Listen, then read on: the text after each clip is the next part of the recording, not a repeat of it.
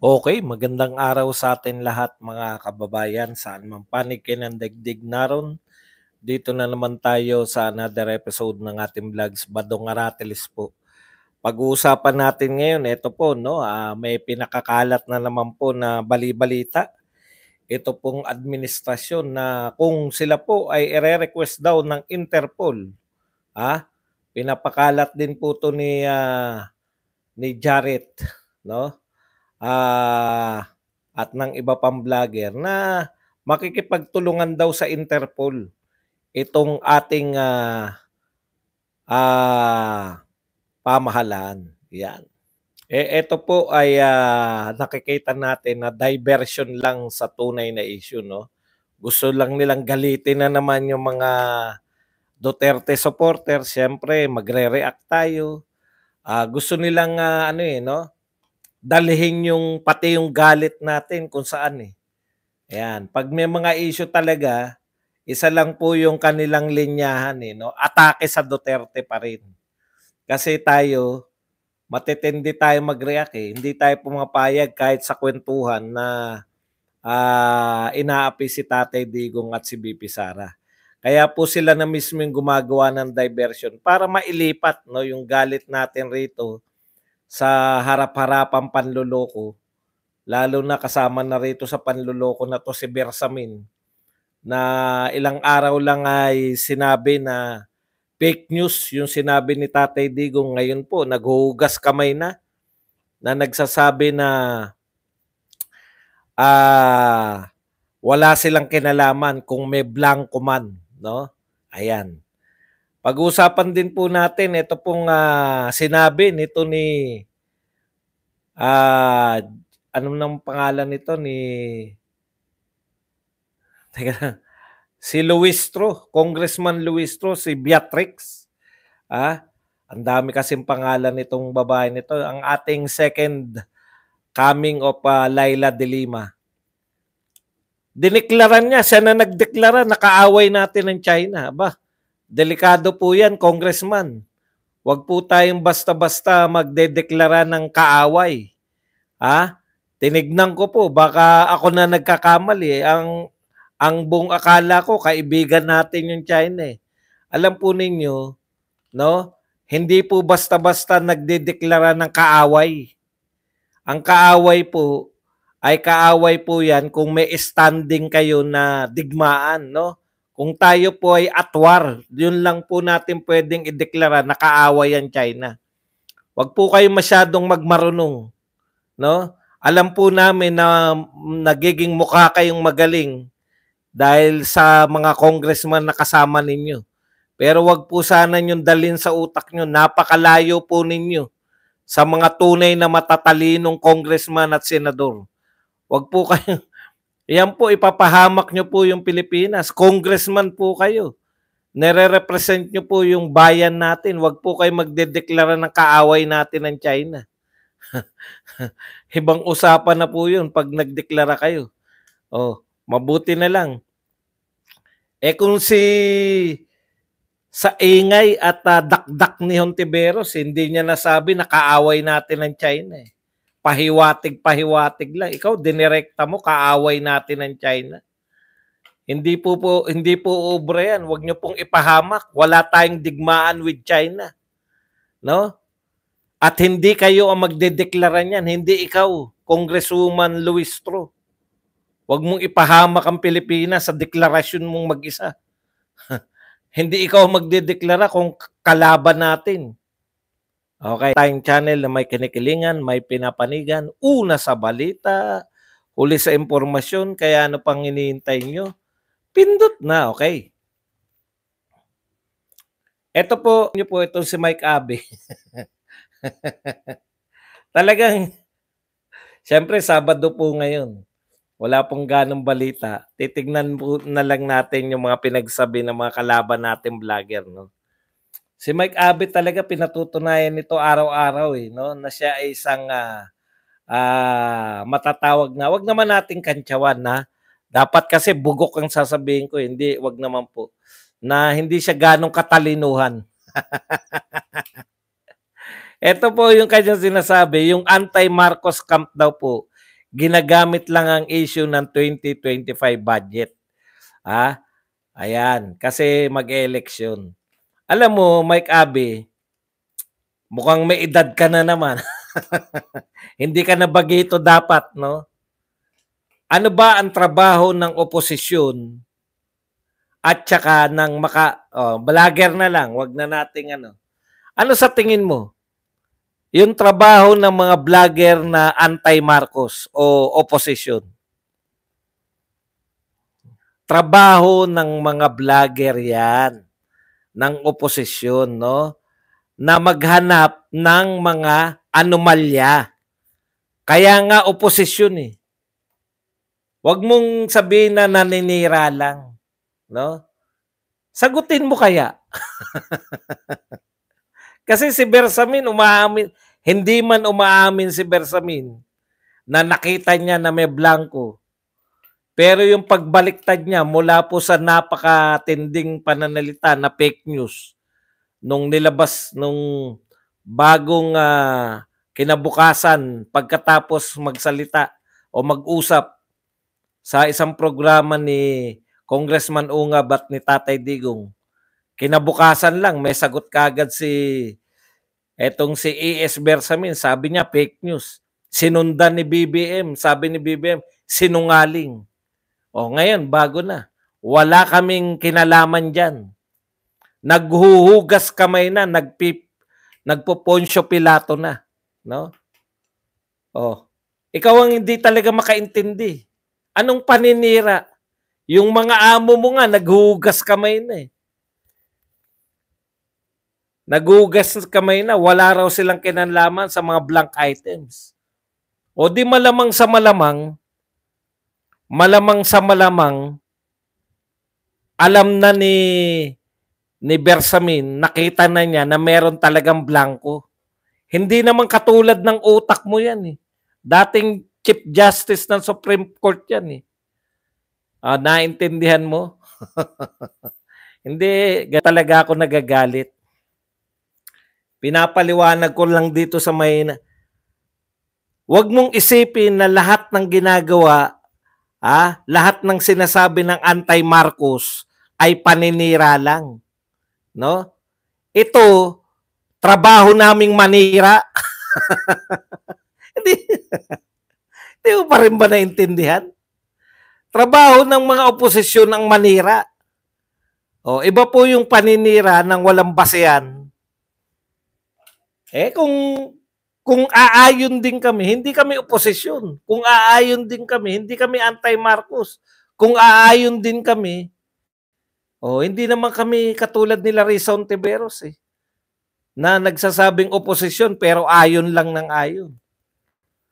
Doon mo makikita yung kahinaan mo, Abi. Ikaw, trabaho mo bilang pro-government vlogger, ipagtanggol. Kasi kami naging pro-government vlogger din kami.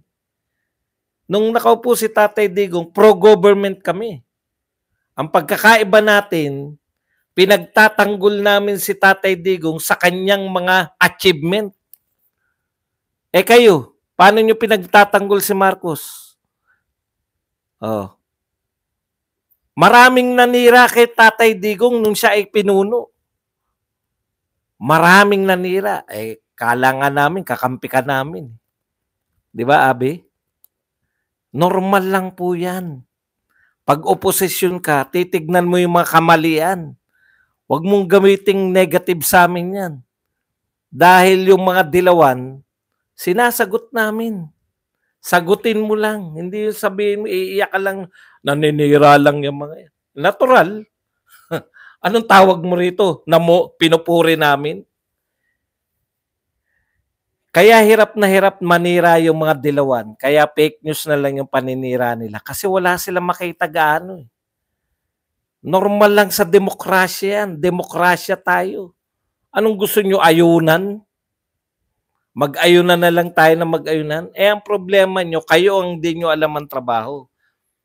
Instead na ipagtanggol nyo si Marcos sa pamamagitan ng pagmamalaki ng kanyang mga ginawa, paninira pa rin sa Duterte. Feeling nyo, posisyon pa rin kayo. Ang pakiramdam ng mga tagapagtanggol ni Marcos, para maipagtanggol si Marcos, kinakailangan siraan yung mga Duterte. Hindi po ganoon. Kayo ang mga bugok. Wala na naniniwala sa inyo. Yung taong bayan, sawan-sawa na sa kasisira nyo sa mga Duterte. Eto na nga yung anomalya. May blanco. Alam na nga ng lahat ng taong bayan na may blanco. Pati si Bersamin, umaamin na. Indirectly. Ang sinasabi niya lang, wala kaming kinalaman dyan. Naghuhugas kamay lang si Bersamin. O, naintindihan mo, Abe? O, eto naman tayo kay Coach Bukbuk. Ha? Papapasukin na raw yung Interpol para mahuli na si Duterte. Pamagat lang yun. Hindi ako nanonood dyan sa mga tokmol na yan. Eh. Wala ka mahihita eh. Tinitignan ko lang pamagat.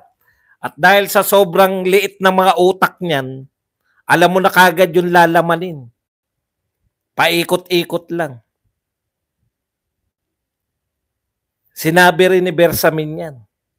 Makikipagtulungan sila sa Interpol kung magre-request sila ng huliin si Duterte.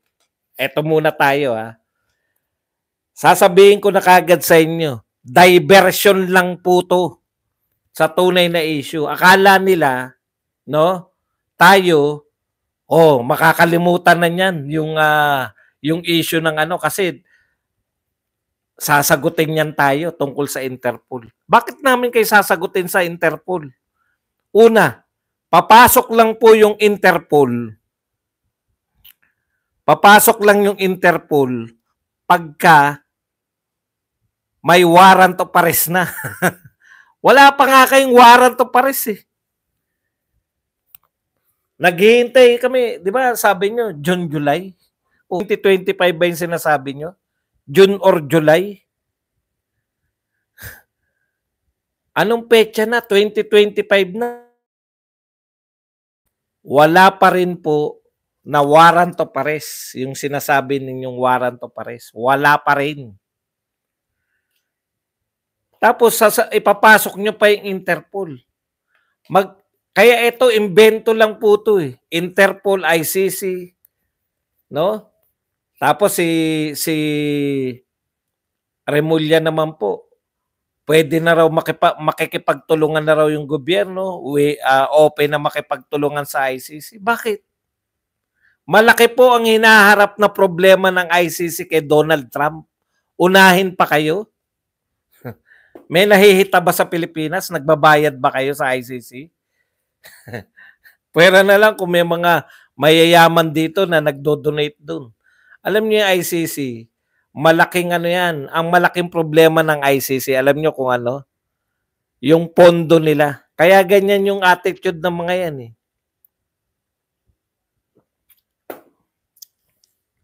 Pwera na lang kung nagbabayad kayo ng malaki dyan sa ICC. Pero kung tokis-tokis lang kayo, hindi kayo, walang value. Magmumukha lang sila, mako-question lang sila. Napakaliit ng bansa. Alam nyo kung bakit nila yung Israel pinupunteriya at si Putin? Bakit ang merong warrant of arrest si Benjamin Netanyahu? Si Benjamin Netanyahu pa rin ba ang Prime Minister ng Israel? Bakit si Israel Prime Minister at si Putin ang merong warrant of arrest? Kasi kalaban sila ng Europe. Europe ang malaking mag-donasyon dyan. Ano nakita nila sa Pilipinas? Kung kayo nagdo-donate kayo sa ICC yan, pero akala nyo yung ICC? Tinatapat ko na kayo. Walang issue sa ICC, lalong walang issue ang Interpol. Kayo ang magiging go-between between ICC and Interpol. Hindi pa nga wala silang mahita rito sa Pilipinas. Pera-pera din yan. Walang sariling budget ang ICC. Umaasa yan sa donasyon ng mga bansa. At sino sa tingin nyo ang pinakamalakas mag-donate? Correct. Mga Europeans. Saan tingin nyo nakapokus yung mga Europeans? Di ba yung pagiging anti-Israel nila? At saka yung pagiging anti-Putin nila? May mahihita sila sa Pilipinas? Sikat ba yung presidente natin? Sikat ba tayo? Nagmumukha na kayong nakakadiri na po kayo. Masyado kayong nagpapapansin. Hindi naman kayo pinapansin. Ulitin ko po, walang mahihita ang ICC. Nung presidente si Tatay Digong, may mahihita ang ICC. Bakit? Kinakailangan kasi ng ICC, kung hindi man actual na persecution, wala sila nape-persecute na maayos eh. May narinig ba kayong na parusahan nila na world leader? Wala. Di ba?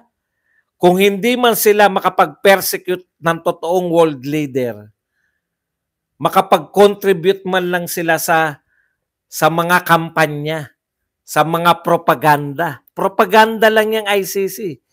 Bakit nung panahon ni Digong, active na active dito yung ICC?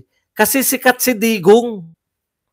Tanggapin nyo't hindi, sikat si Pangulong Duterte nung siya'y nanunungkulan. Oh, sikat siya. Yung war on drugs niya, hinahangaan ng mga leader ng buong mundo. O dahil mga maka-addict yung ICC, maka-addict yung mga Europeans,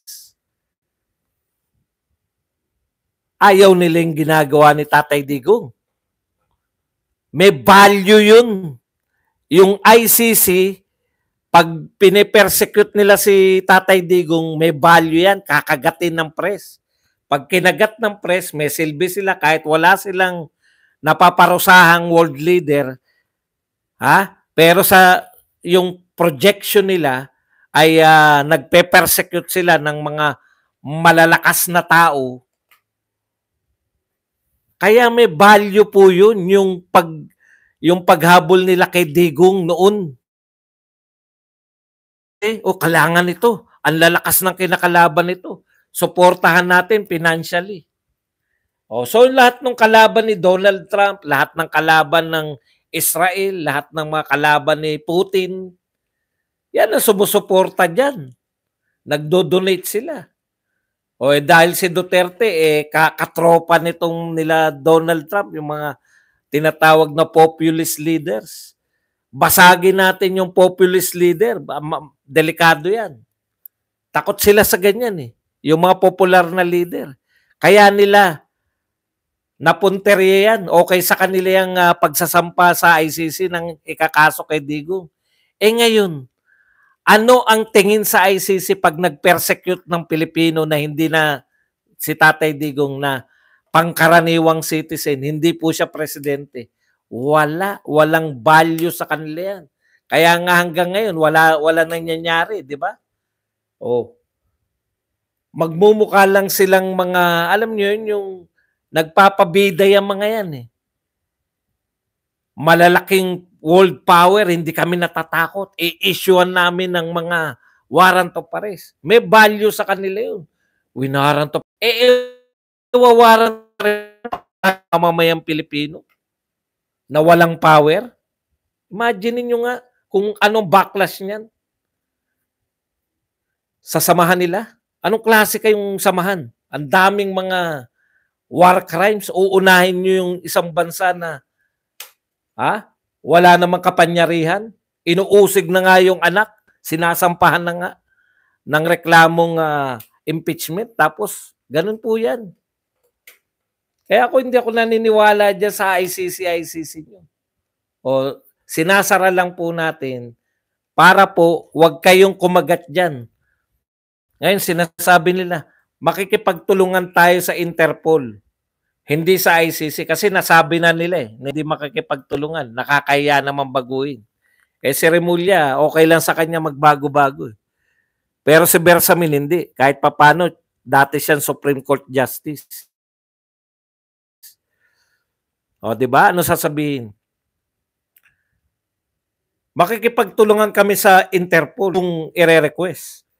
Paano mo may i-request? Kinakailangan meron munang warrant para sa ICC. Tapos magre-request siya sa Interpol. Tapos yung Interpol magre-request sa atin. Ang dami pang proseso.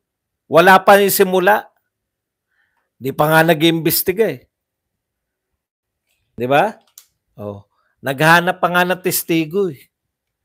Imagine niyo, yung mga testigo naroon lahat, puta, involved sa pogo, involved sa droga, lahat involved sa AJK. Sila-sila lang, dalawang pangalan lang naririnig nyo, di ba? Matubato at Kanyas, involved sila sa lahat. Smuggling, puta.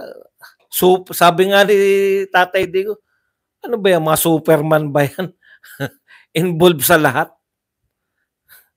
Patawa kayo masyado. Kaya po yan, wala yan. Focus tayo sa buy scam. O ngayon, tignan nyo po yung mga reaction. Literal na tumatakbo si Kimbo, tinatanong lang. O, naintindihan nyo na, wala po yan. Diversion lang yan. Akala kasi nila, kasi tayo, akala formulaic sila mag-isip eh. May formula sila eh. Naku, ano tayo? Hindi natin malulusutan to. Atakehin yung Duterte para maging defensive yung mga Duterte supporters. Utot nyo. Sino ang nag-fill ng blanks? O, di ba? Bakit tahimik si Martin? Bakit tahimik si Kimbo? Bakit hindi nga tahimik si Kimbo? Bakit tumatakbo si Kimbo? Ibabalik namin sa inyo yung sinasabi nyo kay BP Sara. Bakit ayaw magpaliwanag tungkol sa Piatos? Ayaw magpaliwanag tungkol sa confidential fund? Confidential nga eh. Eto ba, confidential ba to? Hindi nyo po pwede. Sinasabi ni BP Sara, bakit ko ipapaliwanag yan? Confidential nga. Ang tanong, confidential ba yung budget? Hindi. Bakit wala nagpapaliwanag? Yung pagtakbo mo, Kimbo, halatang halata ka.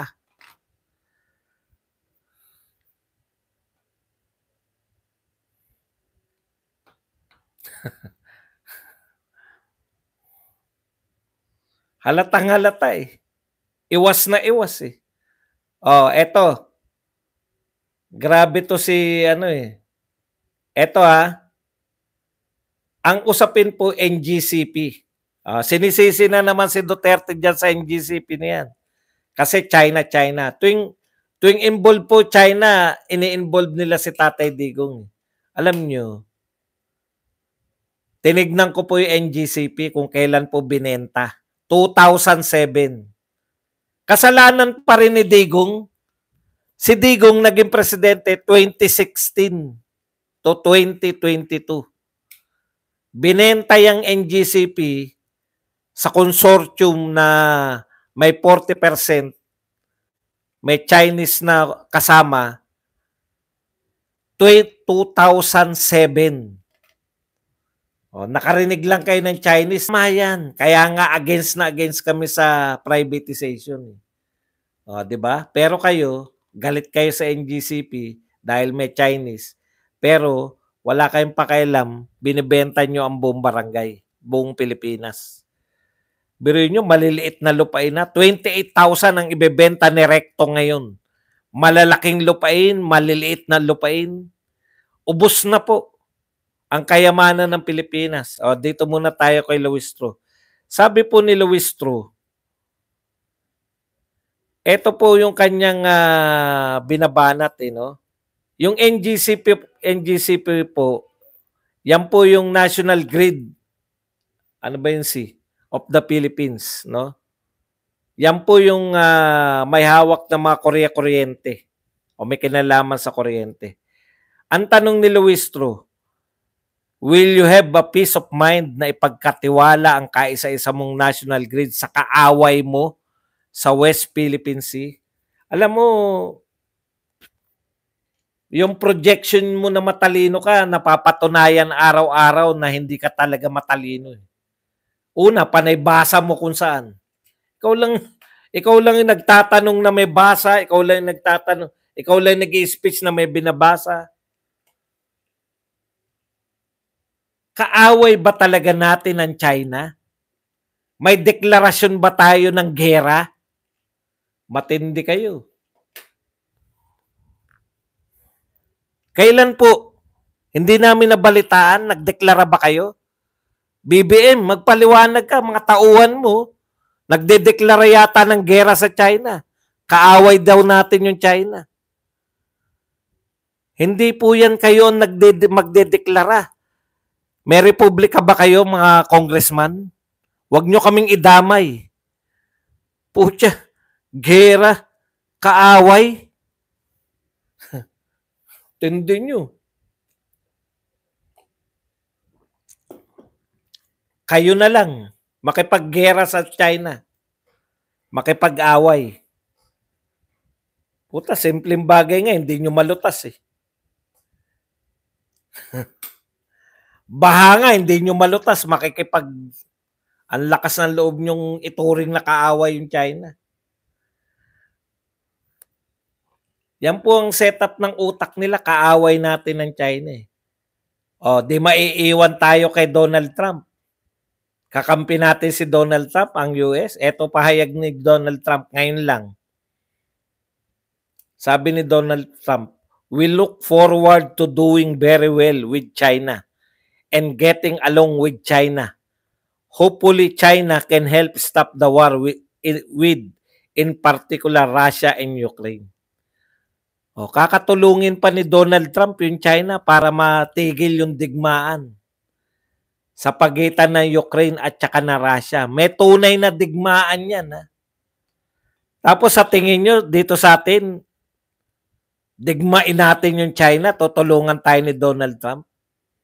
Nagpapatulong nga siya sa China para matigil na yung digmaan ng Russia at saka Ukraine. Kayo, ang turing nyo sa China, kaaway. Kakampi ni Donald Trump yung China. Oh. Sino magiging kakampi natin kung kaaway natin ng China? Magkakampi na si Donald Trump tsaka yung China. Wala kayong anong tawag doon? Hindi kayo marunong ng diplomatic relationship eh. Hindi kayo marunong mag-aral ng kasaysayan. Sa panahon na matigas tayo sa China, doon tayo nakukunan ng teritoryo. Sa panahon na nakikipagkaibigan tayo, doon po tayo nabubuhusan ng biyaya. They have a great deal of power over that situation and will work with them.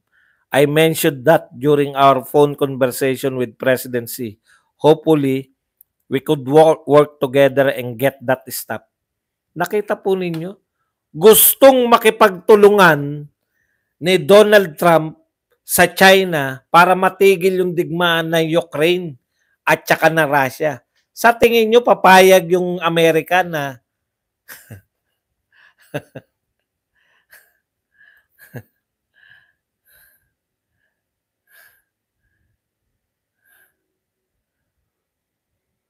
okay, ito po ang pahayag. Maramdaming pahayag. Ngayon lang po, kahapon, ni President Marcos.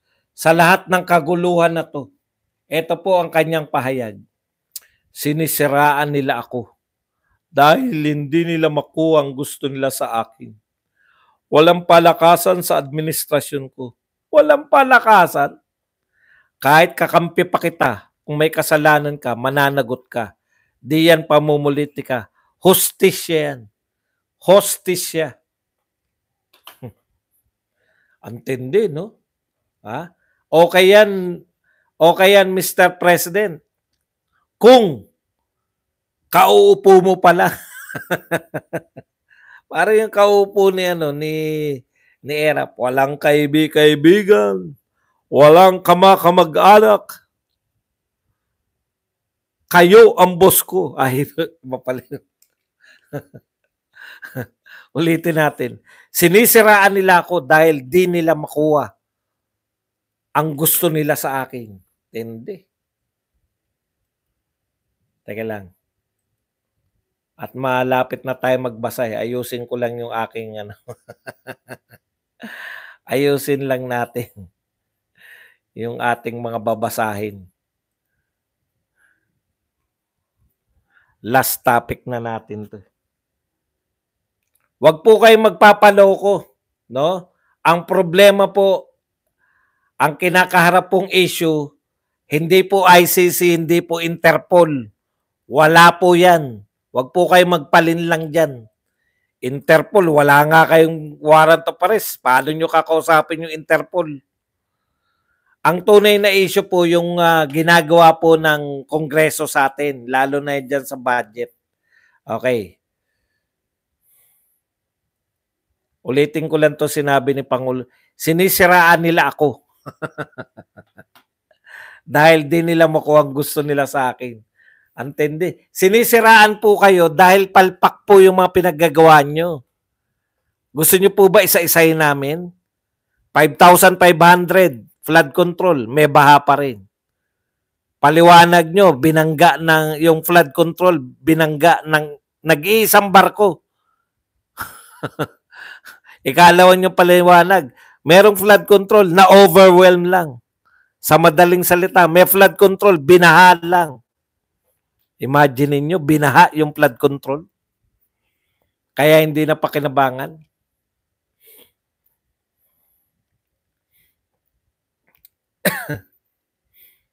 Okay. Hindi kayo sinisiraan, Mr. President, dahil may gusto kaming makuha sa inyo na hindi namin nakukuha. Wala raw palakasan sa administrasyon ko. Walang palakasan? Bakit nagagawa ni Martin Romualdez na taasan yung budget ng kanilang houses? House of Representatives, doble o mahigit pa sa doble yung tinaas. Senate, tinaasan din. Pampalubag loob sa Senate. Bakit? Kung walang palakasan, no, sa inyo, bakit yung mga pinagkakagastusan ninyo ay yung mga proyekto ni Martin Romualdez na akap, walang katapusang pamimigay ng ayuda, na wala naman pong, hindi naman po nakakapag-contribute sa atin. Okay. Kahit kakampek pa kita, kung may kasalanan ka, mananagot ka, di yan pamumulitika, hustisya yan. Tanong po, meron na po ba kayong naparusahan? Isa man lang sa inyong mga cabinet official. Ang dami na pong problema ng Pilipinas eh. Di ba? Mayroon na po ba kayong naparusahan kahit isa?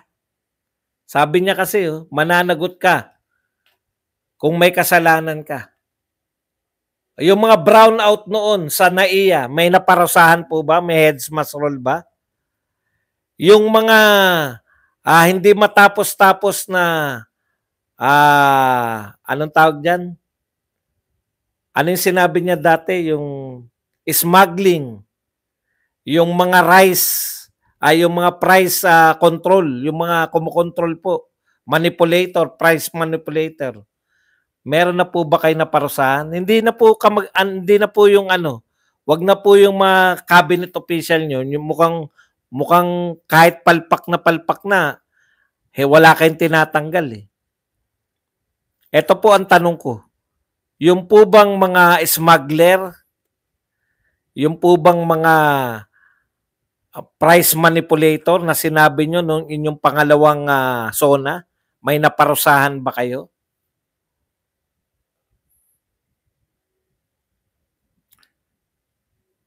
Si Vic Rodriguez daw, tinanggal daw niya.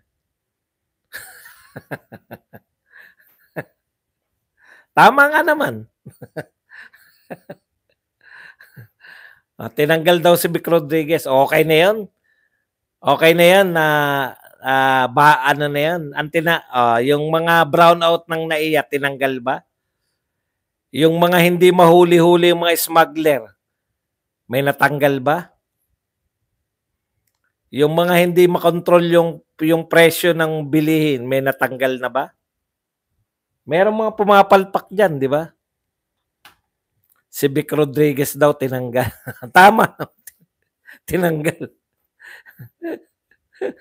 Pero ibang usapin naman nyo kung bakit tinanggal. Isama mo na rin si BP Sara. Tinanggal na rin. Nag-resign. Nag-resign po si BP Sara at si Vic Rodriguez. correction. Kaya wag po tayong magpalusot-lusot. No to ICC, yes to Interpol. Kalokohan po yan. Wala naman kay warrant of arrest eh. Ang alam po namin ganito, no? May pinakita si Ungab na papel, kahit na ano pa sabihin yung Interpol, dito tayo magwawakas. May pinakita si Ungab na papel, BICAM report, nakapirma mga senador, nakapirma mga congressman, may blanco. Tapos, sabi ng reporter na UNTV, nawala na yata yung balita na yun, nakita niya, pareho nung kay Ungab. Sabi po ni si Raul Manuel, mayroon talagang blanco pero nagpapaliwanag. Sabi naman ni Franz Castro, may blanco talaga pero hindi niya lang daw alam kung draft yun. Hindi draft yun kasi may mga pirma na eh. Sabi ng mga senador, wala daw. Maliban, si Amy, sabi ni Amy, may blanco kaya hindi siya pumirma. Si Bato, may blanco. Si Shelo Magno, nakakuha daw siya, binigyan daw siya ng isang senador. May blanco, parehas nung kay Ungab yung nakuha niya. May blanco. Yan po ang usapin. No? Sabi ni Bersamin nung una, fake news. Nung napatunayan na ng maraming tao, nakita na ng maraming tao na hindi fake news, sabi niya, wala kaming kinalaman dyan. Hindi kami dapat managot. So may salitang managot. Yan ang usapin tungkol sa budget. Hindi lang po yan yung kukwestiyonin ni Ungab, ni Congressman Ungab. Kasama sa kukwestiyonin niya, yung mismong laman. Bakit mas mataas ang DPWH kaysa sa education? Constitutionality to, itong tinatanong. Isa pang question dyan, yung mga earmark, naka-earmark na. No? Pupunta dapat yung excise tax sa PhilHealth. Kung siniro ninyo, saan mapupunta yung excise tax? Kaya yan po, question po yan ng constitutionality. Si Lacson din, nabigyan din siya. Nakikita po ninyo, ang dami na po nagpatotoo. At ito po ay wala pong kapares pa to. Yung mga palusot ni Chis Escudero na sinasabi niya na kung gusto nyo mag-aksaya ng oras, pumunta kayo ng korte. At least, mayroon na pong mga grupo na pupunta. Yung grupo po ni Shelo Magno, inaayos na lang. At saka si Congressman Ungab mismo. Yan ang tunay na issue. Malakihan po yan. Issue po yan, trillion po ang budget natin. Yung ini-impeach nyo eh. Ini-impeach nyo si BP Sara eh. Ini-impeach nyo si BP Sara dahil lang sa 125 million. Ito po, trillion.